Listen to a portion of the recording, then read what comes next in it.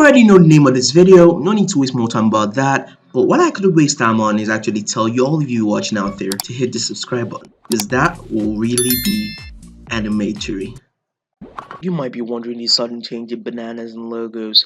I just want to tell you that that's not like a new logo, just like a modification. Later on, I actually changed it back to the box of a logo that it is. And yeah, red, white, black is actually a very great color combination.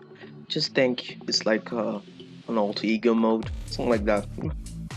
Yeah, if you click this video, you might be very serious about learning how to animate objects using Blender, and yeah, this was the right video to click. Just imagine animation like moving of an object at a point in time, like point in space and time, to a different point, totally different area, space and time. So now in Blender, that is it's really easy to animate actually. So let's take this cube for example. We can change the location in this vast canvas. I actually think that's eternal, but probably not. So if we eat I, you see inside the keyframe. Keyframes are used to locking, rotation, all this stuff here. So you can insert keyframes for location, rotation, a bunch of things. Actually, with materials, we're going to be inserting a keyframe for the location of this object. So now, if I insert the keyframe at location, at point 1, you see there's a keyframe that appears here, meaning that this position has already been locked in as the center. So if I go to maybe frame 20 and maybe move the object over here and insert a keyframe location, watch what happens. The position that it was at the first point that you inserted a keyframe, it gradually moves towards that other position. It's really simple to animate. So now I could copy this and maybe paste it here, paste here, and watch what happens. Yeah, animation is really cool. And that's not the actual only thing that you could actually do with animation. You could animate the scale, the rotation of an object. Well, that's what we're going to be doing in this video, so why don't we just go ahead and do it. So right now we're animating the location of this cube to go in that direction. From now on I want to animate it, because at the first point we hit only I for location. If we suddenly just put a 90, maybe at frame 90 now, and hit select with this cube selected, hit I, and for scale it will be the same scale because we didn't actually change it. So for now, let's go to frame 90, 100. Let's say 100. Scale it up and hit I, scale. Watch. It'll first move, and scale up. So if this point that we put at 90 was at the beginning, it'll first start scaling from the beginning. So it's gradually scaling and moving. So that's how to animate location and scale at the same time. Like you can see, it's gradually scaling up. Let's copy all this and delete them. Yeah, I'll just delete this cube too. Add new cube. Okay, so this cube, I'm gonna be using the rotation actually. So if you hit I, you see location, rotation, scale. You can do those individually, or you could just do location and rotation, and scale, location, scale, and rotation and scale.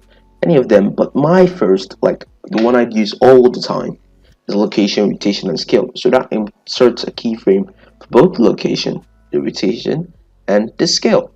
So if I'm to scale it up and also insert location, rotation, and scale, scales up. If I'm to go to 10 and maybe shift it up here, location, rotation, scale. Yep. And because you see it went up and went down, because this at this point now we hit location, rotation, scale, means that also the location is being saved. So you went back to the normal location but change the scale. Yeah, I hope you get what I just said there. Anyway, some people mistake animation with rigid body simulations. Rigid body is actually animation, but you're not actually controlling where the object will land. So now let's take this plane for example. Okay, so for animation, taking this plane as example, we're going to be using this as a platform, change it to passive rigid body settings.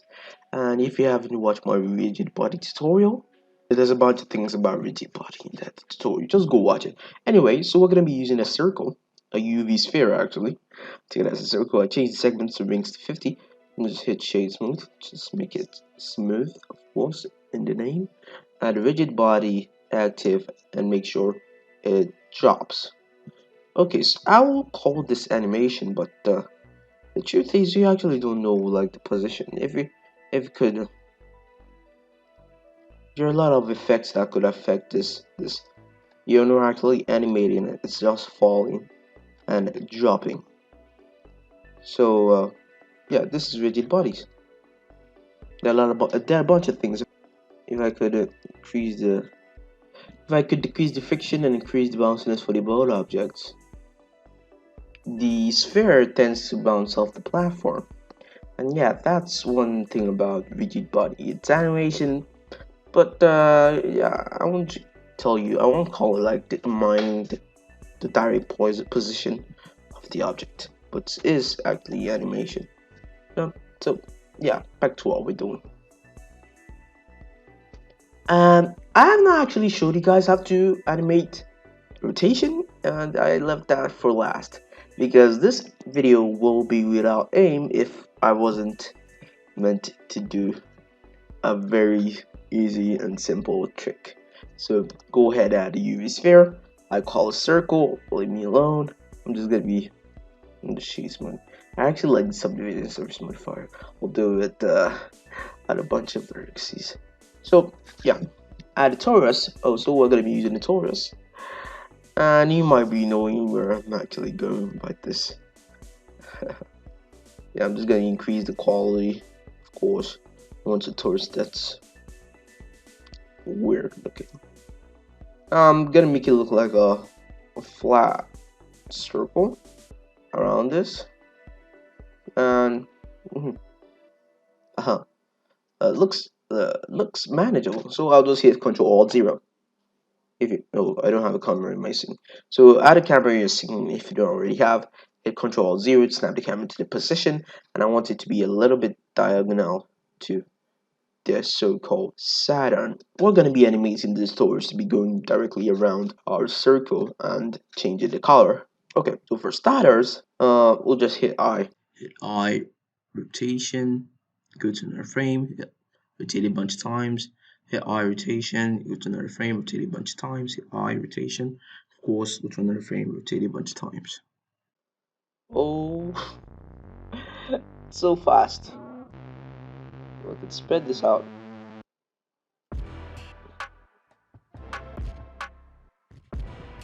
Take note of how many times it turns around this object. Okay, now we're going to be animating the colors. So first, it should be glossy yellow. Glossy yellow. I'm going to be using a bunch of colors and also cycles. At first, when I was practicing this project, I didn't actually think this was necessary, but once you have locked in your color, include a keyframe. See, if you hit I, hover around this and hit I, there's a keyframe that appears here, which represents for the color. You could also hit I for this, I for that, I for the roughness. You could hit I for a bunch of things. So this so-called torus would be, well, a stagnant color. I think I'll just put maybe pink. Pink should be good. And the background, you start out yellow. Oh, bright, glorious yellow. Okay, so now we're gonna be moving slowly. Okay. From now we're gonna be adding a keyframe as to change the color. So let's pick the second color, green. Add a keyframe. Hover around here, add a keyframe. So gradually this will change to green, but I don't want that. So I was going to add this instant, which is somewhere here around here. So I'll copy this and paste it here. Come too fast for you. Okay. So immediately changes to green. So I could lag that a little bit if I could just zoom in. Okay.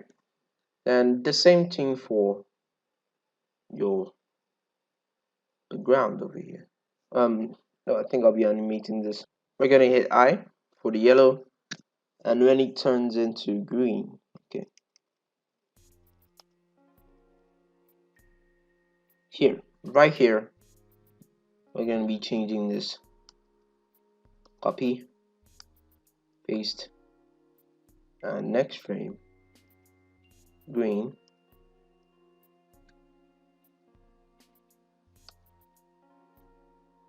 Hit I. And it turns to green.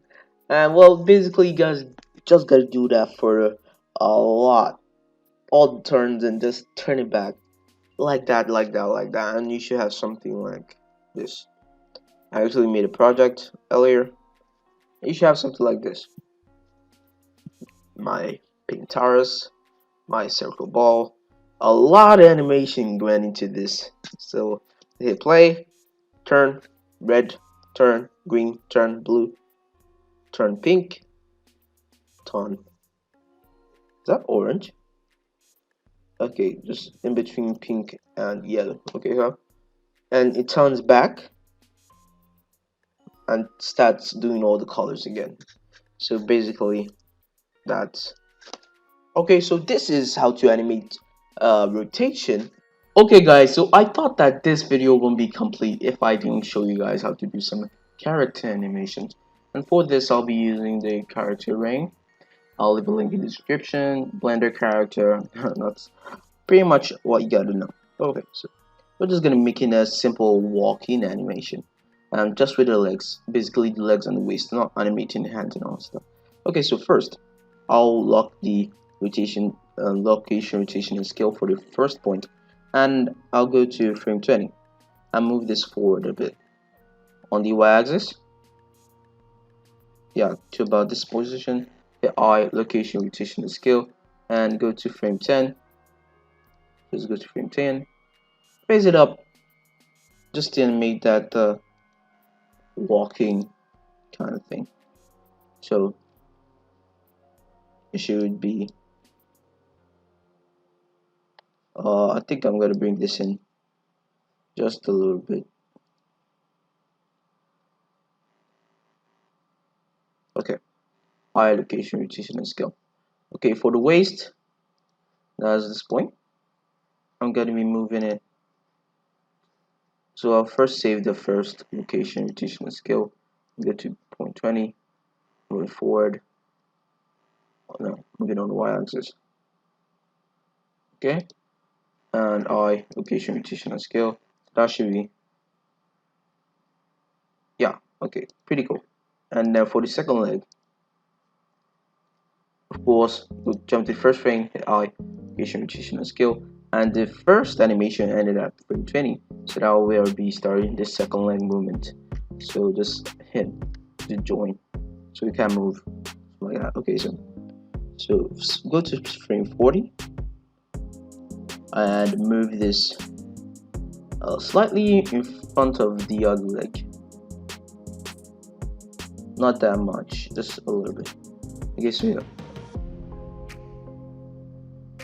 yeah, somewhere the I, location rotation scale, and move.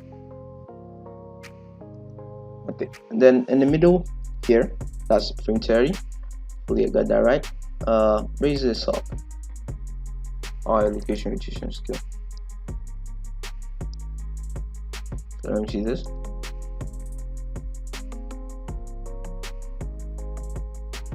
I think this is too far. Frame 40. Bring it in. High location rotation scale.